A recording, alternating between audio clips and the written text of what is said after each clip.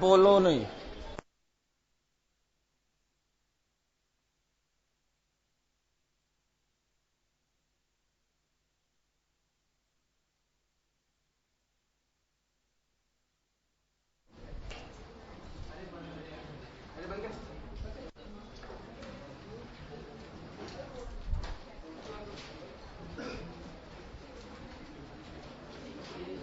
Strong acid plus weak acid,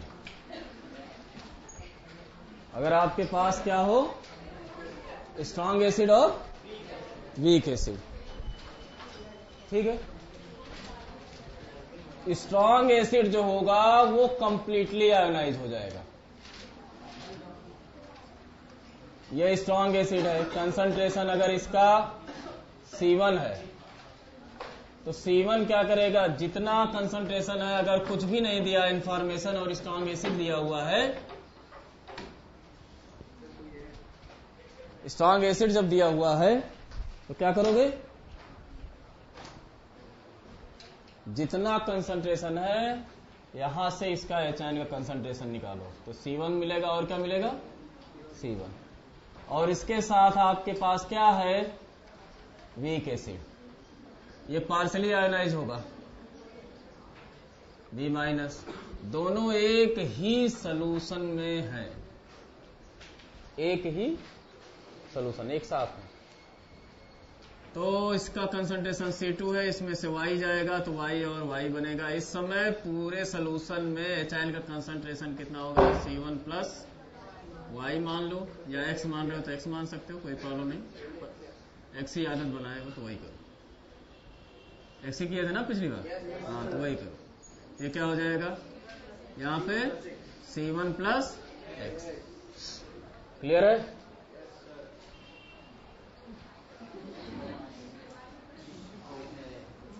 equilibrium constant इसको मिलेगा या नहीं मिलेगा, इक्विलिब्रियम कांस्टेंट, क्योंकि कंप्लीटली आयोनाइज है, लेफ्ट हैंड साइड कुछ बचा ही नहीं, तो इसके इक्विलिब्रियम कांस्टेंट का नाम Ka होगा, यानी डिसोसिएशन कांस्टेंट ऑफ एसिड। ये हो जाएगा C1 प्लस X, यानी ये into X upon C2 minus X। छोटी वैल्यूज नेग्लेक्ट कर दी जाएंगी जहां ऐड या सब्सट्रैक्ट हो रही हैं। Ka की वैल्यू क्या हो जाएगी, C1X अपॉन C2। समझ में आया। HN का कंसंट्रेशन कितना आ रहा है, C1 plus X, almost C1 के बराबर, क्योंकि X टेंड्स टू 0 है, नेग्लिजिबल कंडीशन में है। तो pH केवल किससे निकाला जाएगा, स्ट्रॉन्ग एसिड से। तो अगर इस पर क्वेश्चन इस तरह से आता है, find pH and concentration of cyanide ion in 0.1 m HBr plus 0.01 m CH3HCN और डिसोसिएशन कांस्टेंट ऑफ HCN दिया हुआ है 1 × 10⁻⁻⁶। तो साइनाइड आयन का कंसंट्रेशन कब निकलेगा, यानी जो वीक है उससे X निकालना है। तो आप तो डायरेक्ट फार्मूले पर भी करके कर सकते हो। यहाँ K की वैल्यू कितनी आ रही है, 1 × 10⁻⁻⁶। C1 कंसंट्रेशन किसका है, स्ट्रॉन्ग वाले का, स्ट्रॉन्ग वाले का कितना है 0.1 अपॉन नीचे C2 किसकी वैल्यू है, वीक वाले की, वीक वाले की वैल्यू कितनी है 0.01 और साइनाइड आयन का कंसंट्रेशन आया ना। तो साइनाइड आयन का कंसंट्रेशन कितना आया है?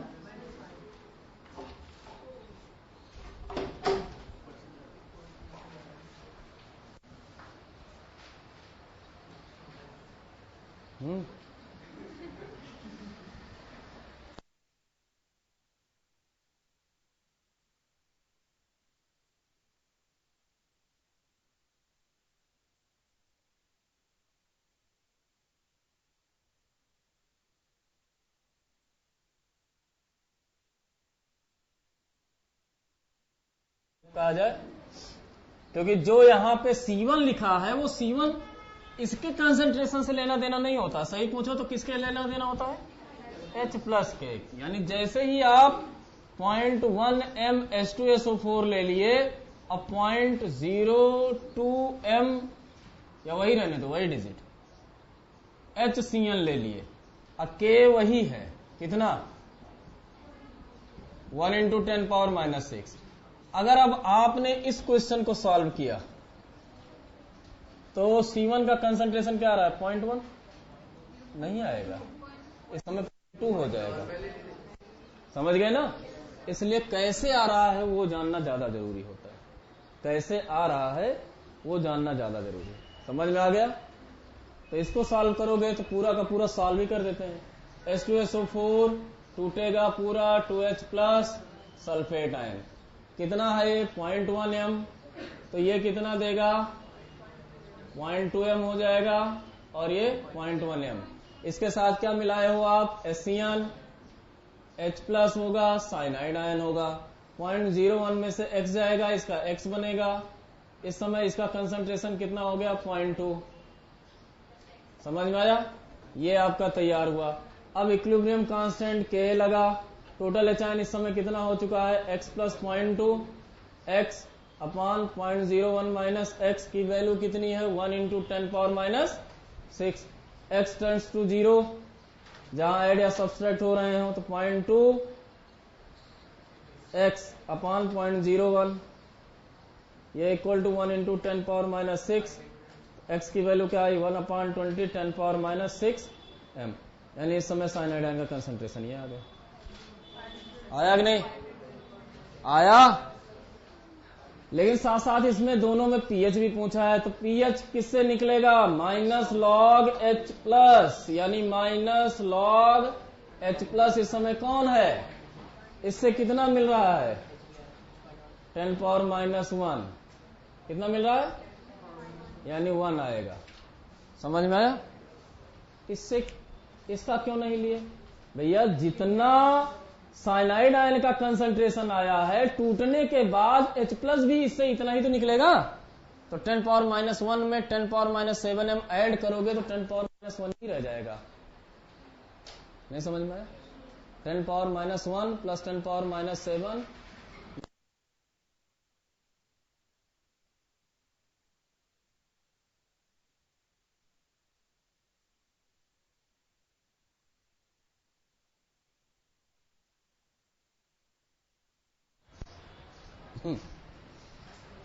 क्लियर हुआ? यहां पीएच क्या आएगा स्ट्रॉन्ग एसिड से, कहने का मतलब जब पीएच निकालना हो तो आप स्ट्रॉन्ग एसिड से निकाल दो, कभी गलत नहीं होगा। लेकिन अगर इनका कंसंट्रेशन पूछ लिया तब प्रॉब्लम आ जाएगी। तो इस समय पीएच क्या आएगा minus log of H plus. H plus कितना है 2 इंटू 10⁻⁻1, क्या आ जाएगा 1 माइनस लॉग 2, लॉग 2 की वैल्यू 0.3। समझ में आया? क्लियर हुआ? नोट करो।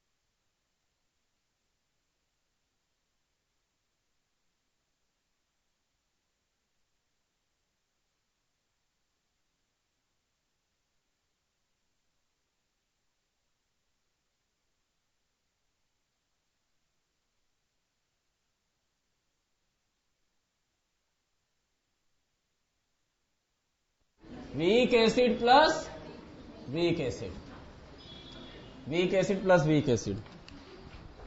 अब बात हो रही है, ये HA वीक एसिड है तो ये भी पार्शियली आयोनाइज होगा ना भैया। C1 कंसंट्रेशन है, इससे X निकला, X बना।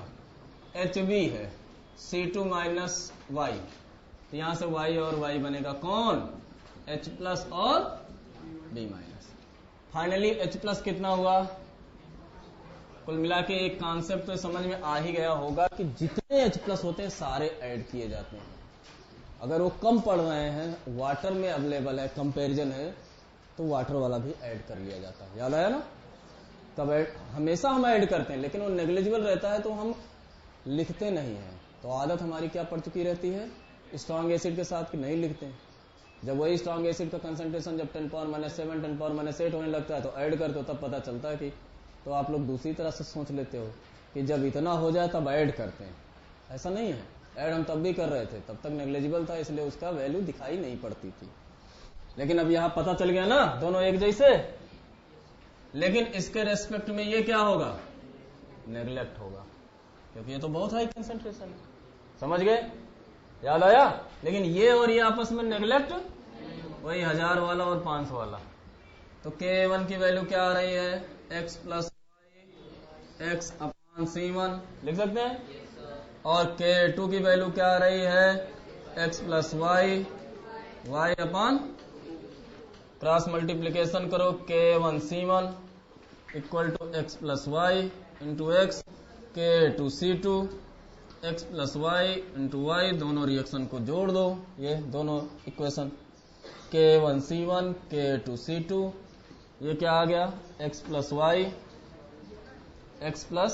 वाई इंटू वाई, क्या आ गया, K1 C1 plus K2 C2, X plus y common ले लो, X प्लस वाई बचा, बोलो, तो X प्लस वाई का होल स्क्वायर आ गया, K1 C1 K2 C2, तो X प्लस वाई की वैल्यू क्या आ गई, under root K1 C1 plus K2। कभी कभी क्या होता है कि इनके कांस्टेंट, जो डिसोसिएशन कांस्टेंट है, वो तो अलग अलग होते हैं, लेकिन कंसंट्रेशन इन्होंने क्या कर दिया है, सेम कर दिया है। वो तो क्वेश्चन पे डिपेंड करेगा कैसा दे रहे हैं, है ना, लेकिन निकाला इसी से जाएगा। तो इससे आप कंपेयर भी कर सकते हो, K1 अपॉन K2 करो तो X plus y x upon C1 है, और ये क्या होगा, C2 अपॉन वाई। अब अगर कंसंट्रेशन सेम कर दो तो C कट जाएगा, X प्लस वाई कट जाएगा, K1 और K2 का रेशियो क्या आ जाएगा, हाँ या ना, यानी डिसोसिएशन कांस्टेंट क्वेश्चन में दिया रहेगा, आपको पता चल चुका है कि किस रेशियो में ये आपको मिलेगा, इनके एनायन। समझ गए कि नहीं। अब काम की बात करो, यहां एक अलग बर्तन में 1 लीटर तो HA है, HCl और एक अलग बर्तन में 1 लीटर HCN, HB HCN कर दिया, दोनों वीक एसिड हो गए, दोनों का कंसंट्रेशन सेम है, 0.1 m 0.1 m। इनसे जो आपको एचायन मिल रहा है, जो एचायन इनसे मिल रहा है, इसका कंपैरिजन करने चल रहे हो, जब दोनों का 1-1 लीटर आपने एक साथ मिला दिया, सेम कंसंट्रेशन जब आपने एक जगह मिला दिया, तो जब आप मिला देते हो तो कंसंट्रेशन किसका बढ़ जाता है, कोई एक कॉमन आयन है, हाँ या ना। अब कॉमन आयन अगर है, डिसोसिएशन कांस्टेंट है, तो डिसोसिएशन कांस्टेंट उस टेम्परेचर पर चेंज नहीं होता। अगर डिसोसिएशन कांस्टेंट चेंज नहीं होता और ये चीज अगर बढ़ गई, तो ली चैटलियर प्रिंसिपल के हिसाब से जितनी बढ़ गई है, ये दोनों कुछ मिलकर के किधर चले जाएंगे, बैकवर्ड, क्योंकि के चेंज नहीं होगा। यानी आपसे इस पर स्टेटमेंट टाइप का क्वेश्चन किस तरह का बन सकता है, उसको सोचो और समझो। Due to presence of common ion, यहां कौन सा कॉमन आयन है, डिसोसिएशन ऑफ वीक इलेक्ट्रोलाइट क्या हो जाता है, कम हो जाता है। तो इस समय तो दोनों वीक हैं, हाँ या ना। और जब दोनों वीक हैं तो दोनों का कौन सा रिएक्शन हो जाएगा, बैकवर्ड। यानी रिएक्शन किधर चला जाएगा, इन बैकवर्ड डायरेक्शन। समझ में आया कि नहीं, बोलो, क्लियर हो गया। तो पहले 1 लीटर हमने क्या लिया था, HA, फिर 1 लीटर क्या लिया था, HB, 0.1 m 0.1 m। अब 1 लीटर का जो सोल्यूशन हमने तैयार किया है उसमें भी 0.1 m HA है और 0.1 m क्या है, HB। जब उसमें देखा, और ये चेक कैसे होगा, HA जब अलग लिए हो वहां से A माइनस की वैल्यू निकाल लो और सोल्यूशन में से A माइनस की वैल्यू निकालो, कंसंट्रेशन चेंज नजर आएगा। यानी सोल्यूशन से निकला हुआ A माइनस इंडिविजुअली जब HA रखा गया था उससे कम निकलेगा। क्यों, क्योंकि ये इंटू ये अपान ये की वैल्यू कांस्टेंट है, और ये वैल्यू अगर बढ़ गई है तो इस वैल्यू को क्या होना पड़ेगा, कम। और जब इस वैल्यू को कम होना पड़ेगा तो ये तभी हो सकता है जब एसोसिएट होकर के इस तरफ आए, तो ये कम होगा और ये बढ़ेगा, तब जाकर के K कांस्टेंट होगा। समझ में आया, नहीं आया, क्लियर हो गया। ये स्टेटमेंट टाइप के बेहतरीन क्वेश्चन बनते हैं। न्यूमेरिकल तो बहुत आसान, रखे और आंसर आया। जैसे क्वेश्चन क्या बनेगा, 0.1 m SCl K 1 into 10 power minus 6, 0.01 m CH3COOH, इसका K 1 into 10 power minus 5। आपसे पूछा जाए pH, टेंशन मत लो, पहले H प्लस निकाल लो। H प्लस क्या होगा, X प्लस Y, है ना। क्या होगा, Ka1C1, Ka1C1 0.1 into 10 power minus 6 plus Ka2C2 0.01 into 10 power minus 5, 10 power minus 7 ये भी हो गया, 10 power minus 7 ये भी हो गया। क्या बन गया, 2 into 10 power minus 7 की पावर हाफ कर दें, बोलो। तो pH क्या आएगा, माइनस हाफ, ये आगे आ गया, log 10 power minus 7 plus log 2 minus ये जाएगा तो ये कितना हो गया, हाफ अंदर कर दो, ये हाफ इधर, ये कितना आया 7 माइनस लॉग 2, लॉग 2 की वैल्यू 0.3010। समझ में आया, सॉल्व कर दो, आंसर 7 पॉइंट कितना आ रहा, 6.7 ये हो गया। तो हाफ इंटू 6.7 आ गया कि नहीं, क्लियर हुआ, आ गया समझ में। तो ये तो वीक वीक का था, क्लियर। आजकल क्वेश्चन क्या आ रहा है वो बोल दूंगा सब लोगों के लिए।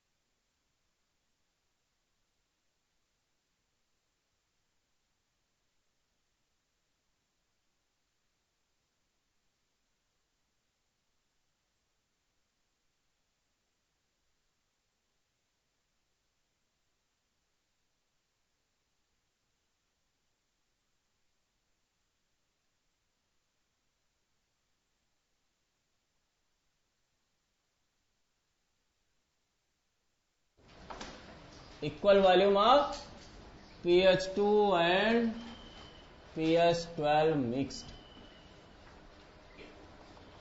1:4 volume of pH2 and pH12 mixed,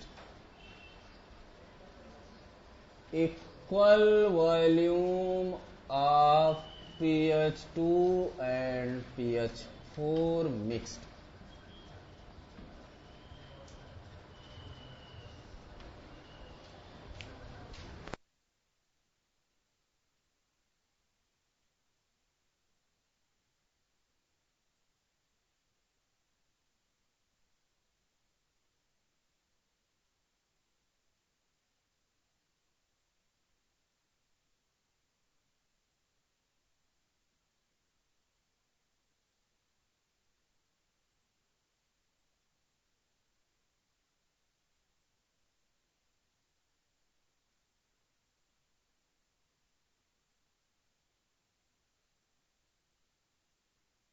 जब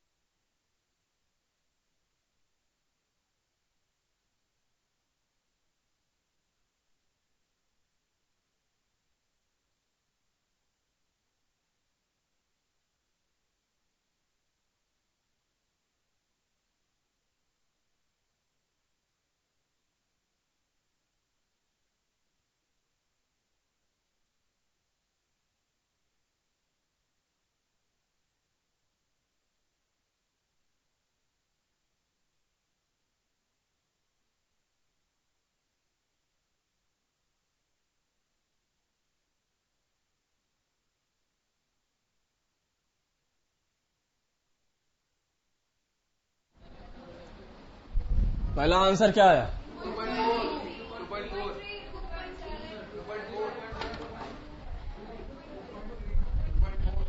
न्यूट्रल है पहला।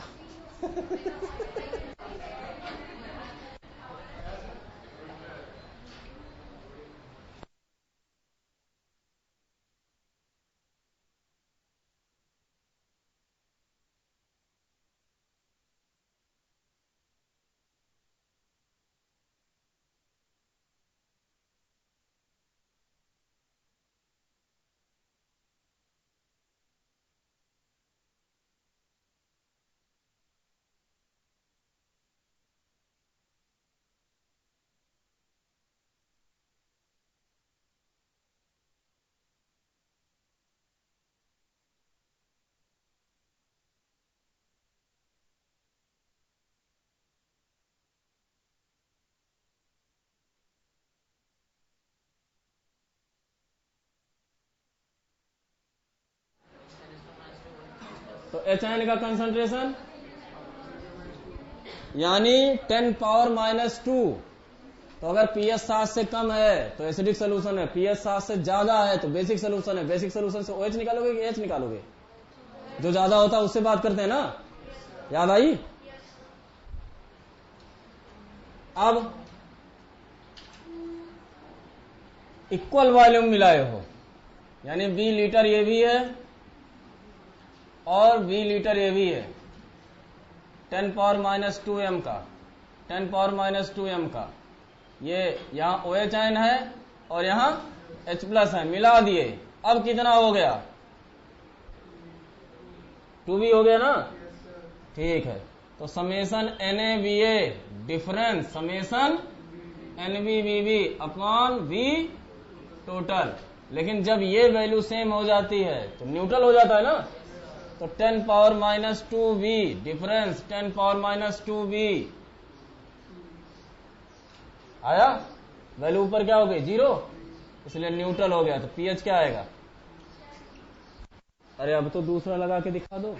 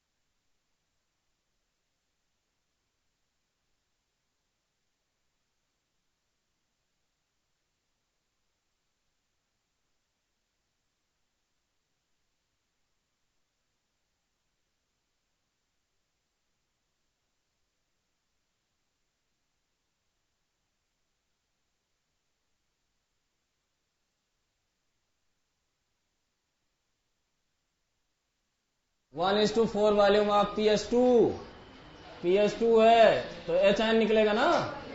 कितना? 10 पावर -2। अब pH कितना है तो OH आयन कितना निकलेगा? अब तो समझ गए ना। H आयन वाला 10 power -2 into B, 10 power -2 into 4B, तो नीचे 5B। डिफरेंस है ना, ज्यादा कंसंट्रेशन किसका है? बेस का। इसलिए ये वैल्यू किसकी देगी? OH आयन का कंसंट्रेशन, ना कि किसका देगा? H आयन का। कुछ याद आया? नहीं याद आया? तो 4 में से 1 माइनस कर दो, 3/5 10 पावर -2 तो पीओएच कितना आया 2 माइनस log 3 प्लस log 5। तो पीएच कितना आया 12 प्लस log 3 माइनस log 5। अरे 14 में से माइनस कर दिया तो 12 प्लस 0.4771 माइनस 0.6990। Any doubt? यही है। अगला ये सही था शायद सबका, है ना? यहां क्या था 10 पावर माइनस 2b और 10 power minus 4b upon 2b। तो हाफ 0.01 प्लस 0.00101, है ना? बोलो 0.0101। क्या बात है 0101। तो अगर हम यहां पे पॉइंट लगा दें हटा करके तो 10 पावर माइनस 3 हो गया। तो 5.05 10 पावर माइनस 3। तो पीएच क्या आ गया 3 माइनस log 5.05। log 5 का 0.69 7 के आसपास कर सकते हैं क्योंकि 0.05 है।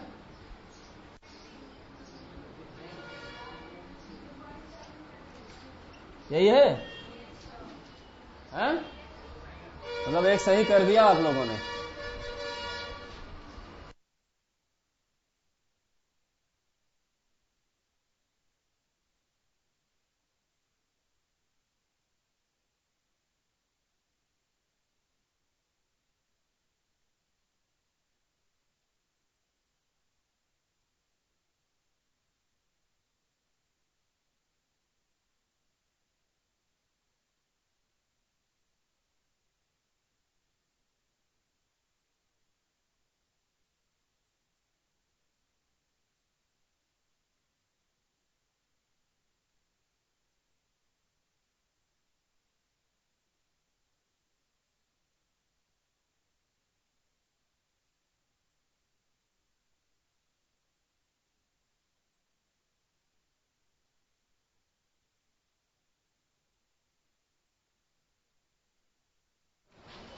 PH calculation of polyprotic acid, ध्यान दो।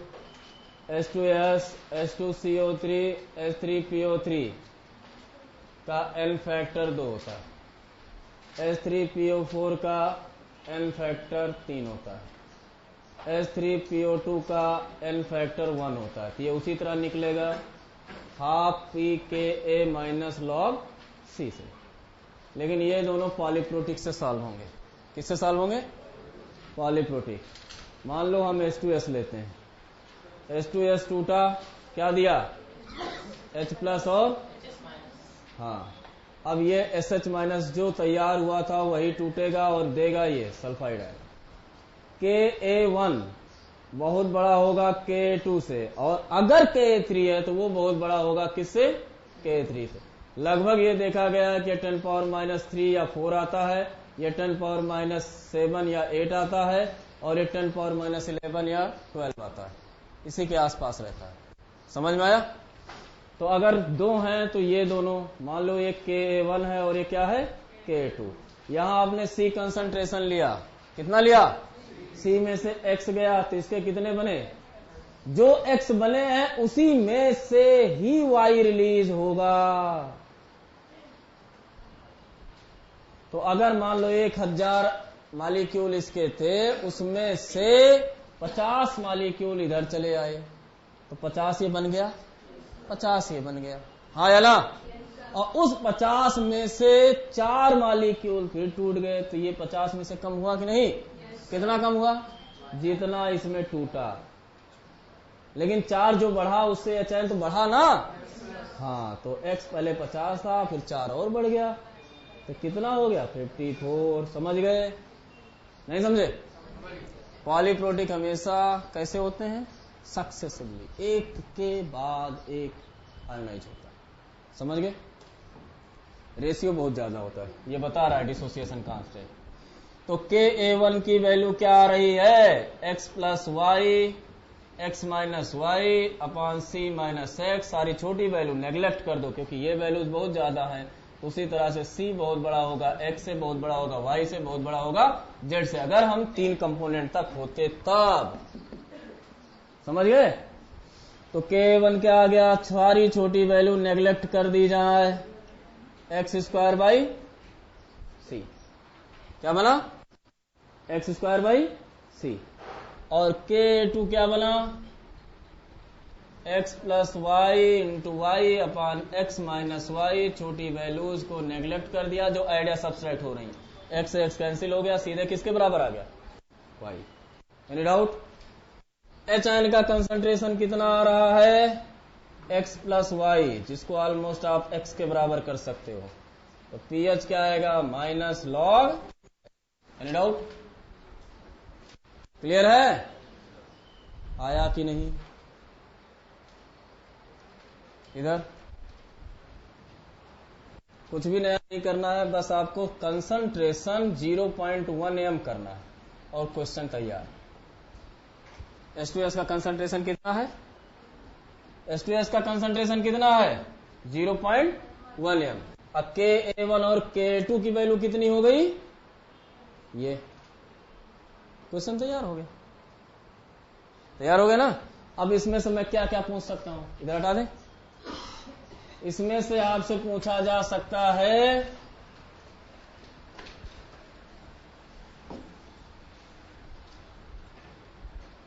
पीएच बताओ, एसएच माइनस का कंसंट्रेशन बताओ, सल्फाइड आयन का कंसंट्रेशन बताओ।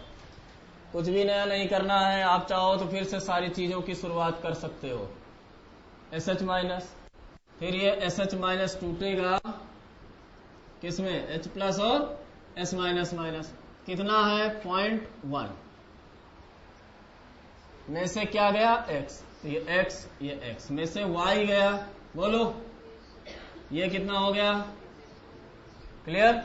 Ka1 की वैल्यू कितनी आई, X square by C, Y Y neglect हो गया, यानी एक्स स्क्वायर बाई 0.1, और Ka1 की वैल्यू कितनी है, तो x की वैल्यू कितनी आई यार, ये इसको इससे मल्टीप्लाई कर दो तो 10 इंटू 10 पावर माइनस 6 लिख सकते हैं। अरे 0.1 इंटू 10 पावर माइनस 4, 1 बनाने के लिए 10 पावर माइनस 5, 10 बनाने के लिए फायदा है उससे क्या, x की वैल्यू √10 की वैल्यू कितनी होती है 3.16, और 10 पावर माइनस 6 का क्या होता है, ये आ गया x का कंसंट्रेशन। और ये जो x आ है SH माइनस का concentration x y tends to 0, यानी SH माइनस का कंसंट्रेशन आपके पास आ चुका। इससे थोड़ा सा कम होगा क्योंकि कम होता है, तो अगर 3.16 के बजाय एक आंसर 3.11 या 3.12 दिया है तो वो ज्यादा अच्छा आंसर, समझ गए? लेकिन इसको क्रॉस कभी नहीं करेगा, समझ गए? अब आपसे पूछा जाए सल्फाइड आयन का कंसंट्रेशन, तो सल्फाइड आयन का कंसंट्रेशन y के बराबर है, और y किसके बराबर है, Ka2 के। सॉल्व किया, y किसके बराबर है, तो टेंशन लेने की जरूरत नहीं है, जो Ka2 की वैल्यू है वही आपका सल्फाइड आयन का कंसंट्रेशन है। Any doubt? हाँ या ना? सही हो? अब पीएच माइनस लॉग, ये चाहे इससे करो चाहे इससे करो, 10 इंटू 10 पावर माइनस 6 की पावर क्या, हाफ। अरे इसका अंडर रूट लोगे ना तो आ गया, इसका 6 हो गया, अरे हाफ कर दो, इसका क्या हो गया 6, और इसका, एनी डाउट? ये आपका पीएच आ गया। क्लियर हुआ क्वेश्चन? समझ में आया? नोट करो।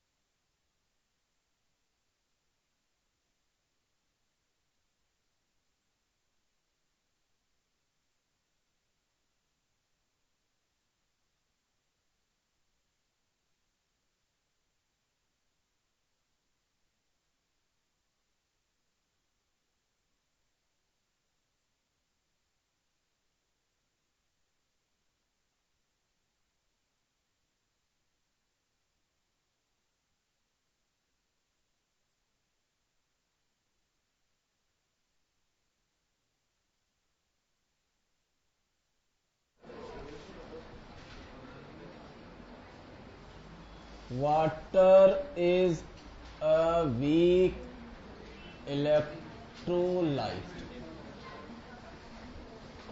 शुरू करें, इस पर भी क्वेश्चन आजकल बहुत बन रहा है।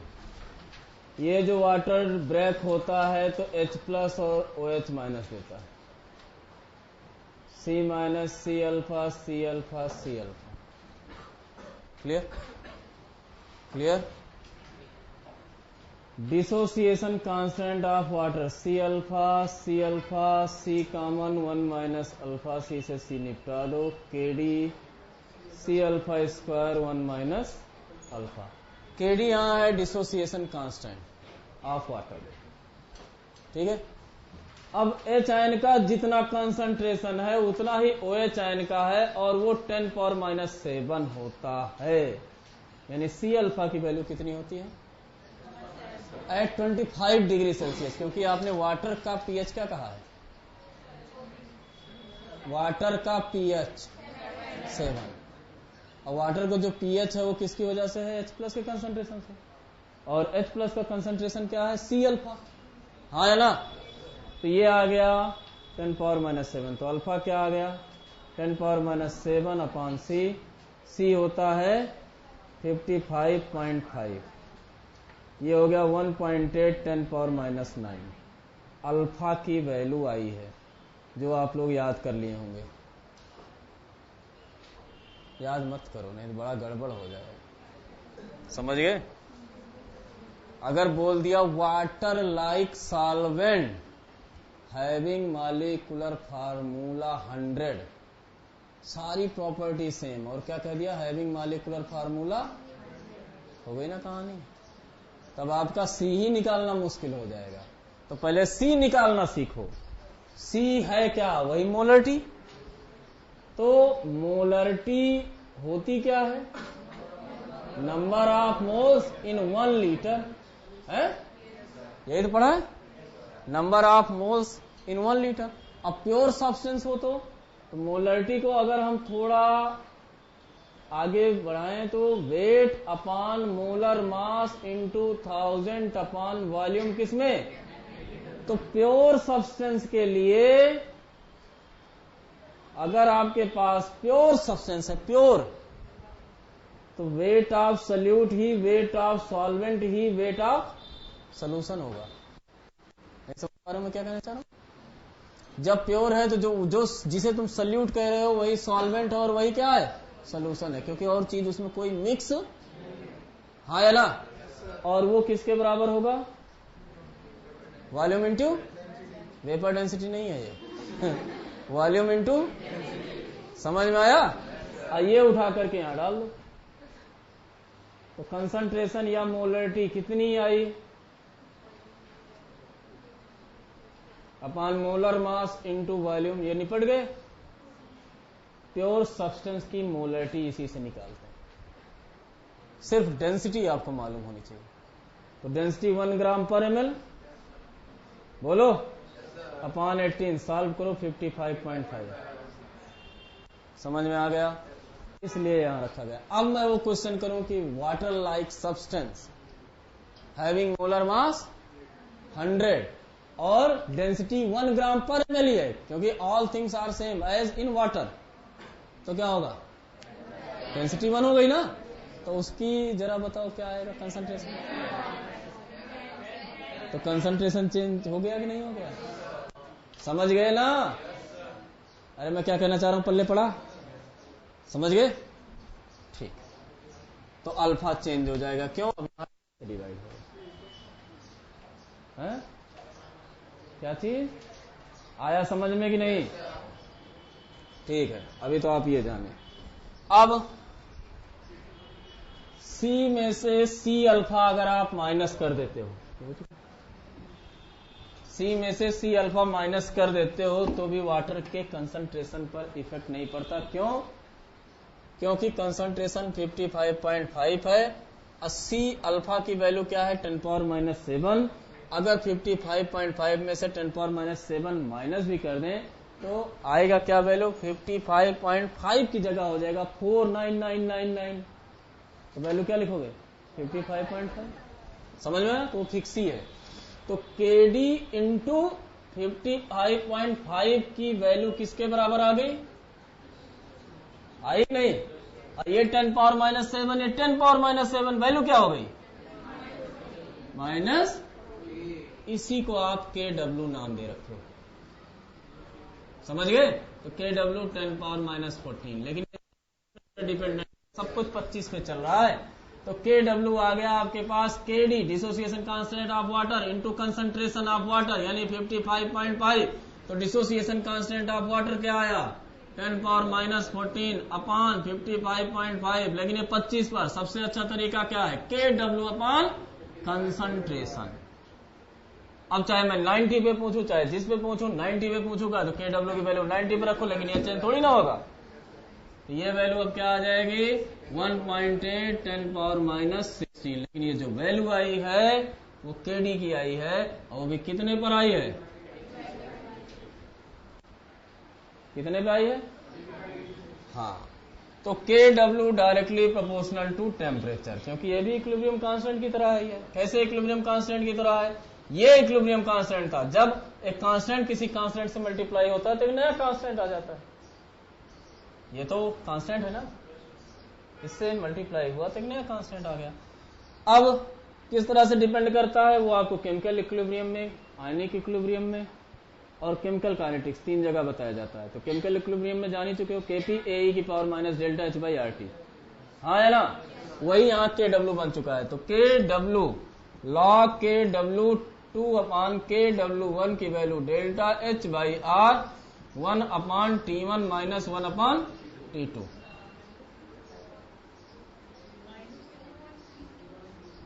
अब LN कर दिया, नहीं तो 2.303 यहां रख देते। समझ में आ गया? क्लियर हुआ ये?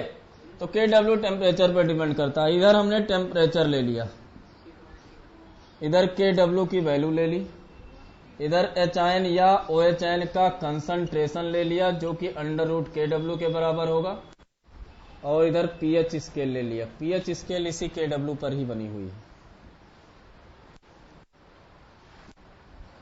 हमें 0 पे डाटा मालूम है, 25 पे मालूम है, 60 पे मालूम है, 90 पे मालूम है। आगे क्यों मालूम नहीं? आगे वेपर बन के उड़ गया, मालूम कौन करेगा उसके साथ उड़ के। समझ में आया? 90 के बाद। लेकिन यही डाटा क्यों है? हम वही डाटा ही ले रहे हैं जहां पे वो 10 टाइम्स हो जा रहा है। कितने टाइम्स हो जा रहा है? तो भैया 25 पे ये 1 इंटू 10 पावर माइनस 14 है, तो टाइम्स कम होगा तो 1 इंटू 10 पावर माइनस, ये 1 इंटू 10 पावर माइनस, और ये। तो हम डाटा ही वही ले रहे हैं जब वो 10 टाइम्स हो रहा हो। तो इसका pH कितना, इसका HN का कंसंट्रेशन कितना आ रहा है, और इसका HN का कंसंट्रेशन कैसे निकलेगा? आप 10 से मल्टीप्लाई और 10 से डिवाइड करो। जब 10 से मल्टीप्लाई आपने किया तो 10 हो गया, 10 का अंडर रूट लोगे तो 3.16, और 10 से जो डिवाइड किए वो ऊपर पहुंच गया तो 16 बन गया। अब माइनस 16 का अंडर रूट लोगे तो समझ गए तरीका? यहां 3.16 10 पावर माइनस, यहां ये जो आप स्केल देख रहे हो इसी से आपका pH स्केल डेवलप होता है। ये 0 से इसकी डिजिट 15, यानी pH प्लस pOH का सम यहां पे 15 बनेगा, और न्यूट्रल पॉइंट जस्ट आधा 7.5।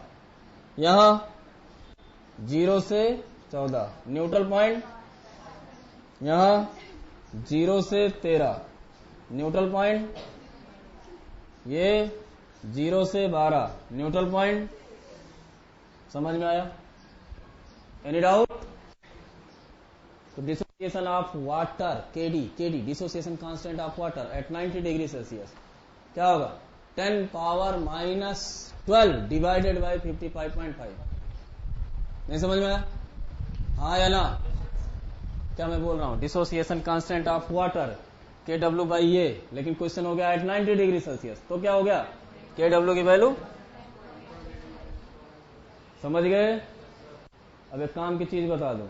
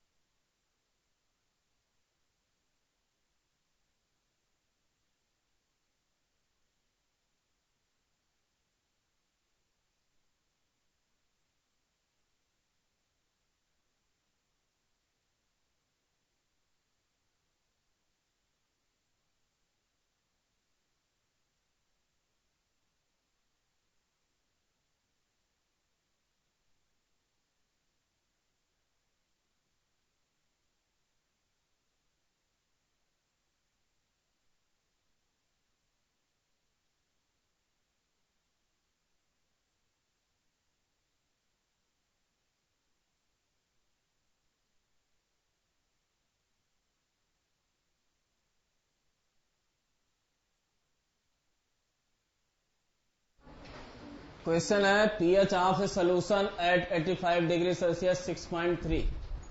pH ऑफ सोल्यूशन 85 तो वो डाटा दिया ही नहीं गया जो आपको दिया है, लेकिन किसके नजदीक है उससे हम काम करेंगे। इसके नजदीक है या इसके या इसके या इसके, बस इसी से काम चला लो। तो 6 के पहले एसिड है और 6 के बाद, तो वो क्या दिया है 6.3, तो नेचर क्या जाएगा, समझ गए। और यहां समझ गए ना। और यही दोनों क्वेश्चन पे टेम्परेचर न दिया होता तो आंसर उल्टा होता। नहीं समझे, क्लियर हुआ, okay.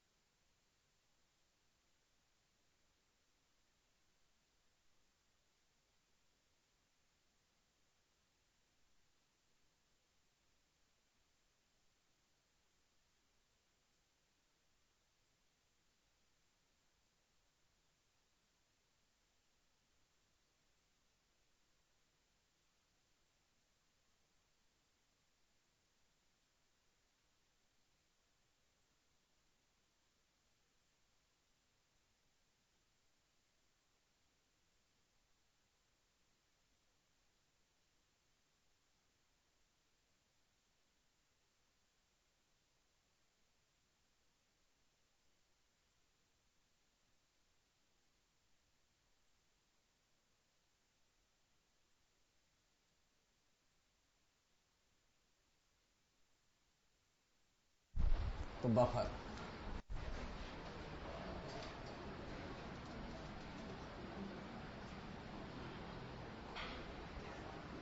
the solution which resists the change in its pH by adding small amount of acid और बेस नोन एज क्या? Buffer solution. बफर सॉल्यूशन दो तरह के,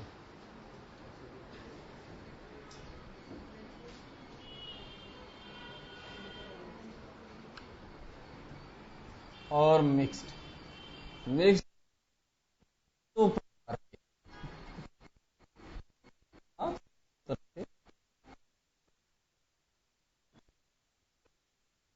और बेसिक बफर।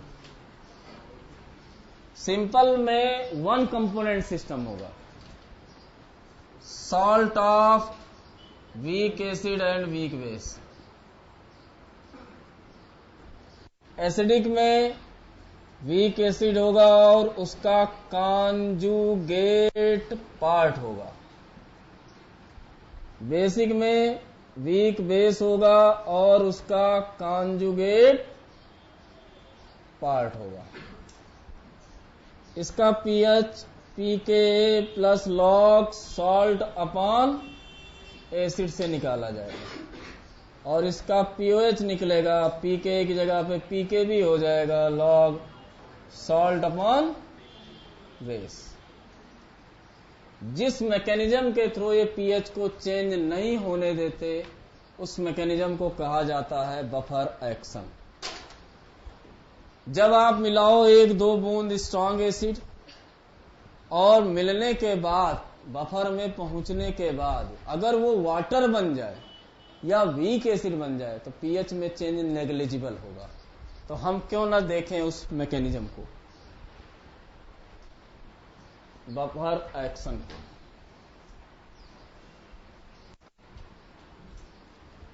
आपके पास जो बफर है वो है थोड़ी देर के लिए NH4CN, सिंपल में जा रहे हैं, salt of weak acid and weak base.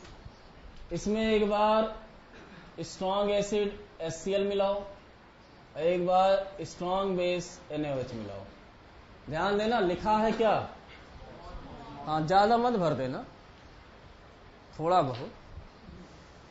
तो जब ये आपका 10 मोल है तो 2-4 मोल के भरने से ज्यादा असर पड़ने वाला नहीं, समझ गए ना? ठीक है। होता क्या है, जब आप HCl मिलाओगे तो इसके जरा दो पार्ट करिए और इसका, तो NH4 प्लस के साथ क्या बनेगा और H किसके साथ जाएगा, HCN के साथ।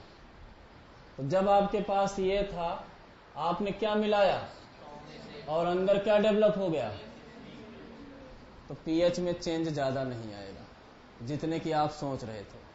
यानी पूरा पानी लिए थे, उसमें एक बूंद HCl डाल दिए, 1 लीटर पानी में 1 मोल HCl डाल दिए, 1 मोल, पीएच सीधे 1 पहुंचेगा 7 से। 1 मोल डाले हो ना तो पीएच सीधे कहां पहुंचेगा, 1। कितना पहुंचेगा, समझ में आ गया? क्योंकि 1 मोल और कम हो गया तो 0.1 मोल डाले होते तब पीएच 1 पहुंच जाता, 6 पीएच का चेंज आ गया ना। लेकिन अगर आपके पास क्या था, NH4CN, तो इसका भी पीएच कितना रहेगा, आसपास 7 के। अरे 7 plus half pK minus half pK भी वही रहेगा 7 के आसपास। pK भी लगभग सेम ही रहेंगे इनके। जब आपने इसमें इसके 1 लीटर में या इसके 10 मोल में आपने क्या मिला दिया, 1 मोल HCl, तो 9 मोल तो अभी भी NH4CN के हैं। और जो तैयार हुआ वो 1 मोल किसका तैयार हुआ, HCN का। HCN का पीएच कितना आया, HCN वीक एसिड है ना, तो पीएच कैसे आएगा, half pKa minus log C, half pKa minus, तो वैल्यू सॉल्व करोगे तो 4 के आसपास आएगा, ज्यादा वेरिएशन नहीं होगा, 4-5 के आसपास आएगा। समझ में आ गया? पीएच में चेंज नहीं आया, वहां सिर्फ 1 मोल मिलाए थे वाटर में, 1 मोल नहीं 0.1 मोल, यहाँ 1 मोल मिला, उससे 10 गुना ज्यादा। ठीक हो गया? जब स्ट्रॉन्ग बेस मिला रहे हो तो क्या बना, प्लस माइनस तोड़ दिया तो क्या बन गया अंदर, और NaCN। समझ में आ गया? तो सिर्फ यही चेंज नहीं करता, ये भी तो काम करता है भाई। यहां तो ये भी बना ना स्ट्रॉन्ग एसिड और उससे मिलकर बना। क्लियर हुआ? तो अगर आप स्ट्रॉन्ग एसिड स्ट्रॉन्ग बेस मिलाते हो और अंदर जा करके वीक एसिड या वीक बेस बन जाता है तो पीएच में ज्यादा चेंज नहीं आएगा, और वाटर बन जाएगा तो नेग्लिजिबल ही है, जीरो ही है। जब आप एसिडिक बफर लेते हो, कौन सा एसिडिक बफर, एसिडिक बफर में आपने लिया CH3COOH और इसी का कॉन्जुगेट पार्ट यानी साल्ट विथ स्ट्रॉन्ग बेस। इस एसिडिक बफर में सबसे पहले आपने मिलाया स्ट्रॉन्ग एसिड HCl।